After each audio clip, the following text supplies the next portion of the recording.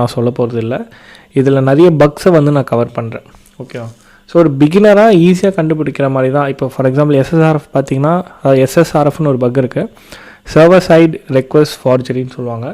இந்த பக்கை வந்து ஈஸியாகவும் ஃபைன் பண்ணுறதுக்கு வேஸ் இருக்குது. சில கைண்ட் ஆஃப் எஸ்எஸ்ஆர்எஃப்லாம் பார்த்தீங்கன்னா கொஞ்சம் ரொம்ப காம்ப்ளிகேட் பண்ணி ஃபைன் பண்ணுற மாதிரி இருக்குது. ஓகேவா?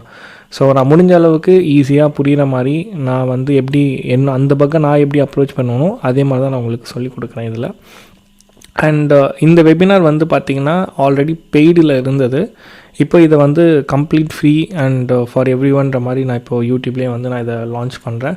அண்ட் ஆல்சோ இதை படிக்கிற எல்லாருக்குமே வந்து சர்டிஃபிகேட்டும் இருக்குது. ஸோ நீங்கள் தமிழ்லேயே பார்த்துருப்பீங்க, ஒரு சர்டிஃபிகேட் நான் மென்ஷன் பண்ணியிருப்பேன். அண்ட் சர்டிஃபிகேட்ன்றது வந்து பார்த்திங்கன்னா நீங்கள் வந்து இந்த சர்டிஃபிகேட் வச்சு ஜாப் அப்ளை பண்ண முடியுமா, இல்லை வேறு எதுனா அப்ஸ்கேல் பண்ணணும் அப்படிலாம் எதுவும் இல்லை. நீங்கள் இந்த மாதிரி ஒரு வெபினார் படிச்சிருக்கீங்க, சில பேருக்கு சர்டிஃபிகேட் வந்து அது கம்ப்ளீட் பண்ணால் நல்லாயிருக்கும்னு ஒரு ஃபீல் இருக்கும். சில பேர் சர்டிஃபிகேட்